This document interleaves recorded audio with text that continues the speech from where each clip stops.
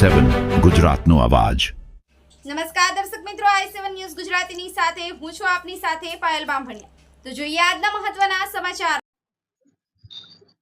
હિંમતનગરના અમીરગઢ ખાતે આયુર્વેદિક કેમ્પ યોજાયો। તારીખ 11/4/2025 શુક્રવારે નિયામક શ્રી આયુષની કચેરી ગાંધીનગર અને જિલ્લા આયુર્વેદ અધિકારી શ્રી સાબરકાંઠાના માર્ગદર્શન હેઠળ સ્થળ જ્ઞાનજ્યોતિ માધ્યમિક શાળા અમીરગઢ ખાતે સમય સવારે 9 થી 12:30 સર્વરોગ આયુર્વેદ નિદાન સારવાર કેમ્પનું આયોજન કરવામાં આવ્યું।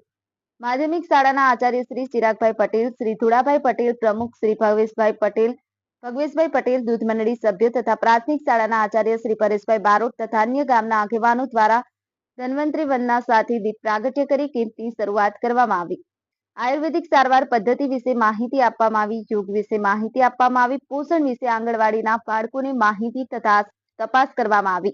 પત્રિકા વિતરણ કરવામાં આવ્યું, જેમાં આયુર્વેદિક ઓપીડી 92, આરોગ્ય પરિસંવાદ 180, ચાર્ટ પ્રદર્શન 180, પત્રિકા વિતરણ 55, આંગણવાડી તપાસ 11 અને શાળા આરોગ્ય તપાસણીમાં 50 જેટલી સંખ્યા થઈ હતી। કેમ્પમાં સેવા આપનાર ડોક્ટર વિમલડી ચૌહાણ મેડિકલ ઓફિસર, સરકારી આયુર્વેદ દવાખાનું બાંકોર, ડોક્ટર હેમલજી સુથાર મેડિકલ ઓફિસર, સરકારી આયુર્વેદ દવાખાનું નવી સિવિલ હોસ્પિટલ ગઢોડા રોડ હિંમતનગર અને ફાર્મા શ્રી કનુડી પંચાલ તથા સેવક બાંકોર દ્વારા સેવા આપી હતી। સમગ્ર આયોજન GMERS આયુ સિવિલ હોસ્પિટલ હિંમતનગર દ્વારા કરવામાં આવ્યું છે। Bureau chief Hasmukh Prajapati, i7 news Gujarati, Sabarkantha.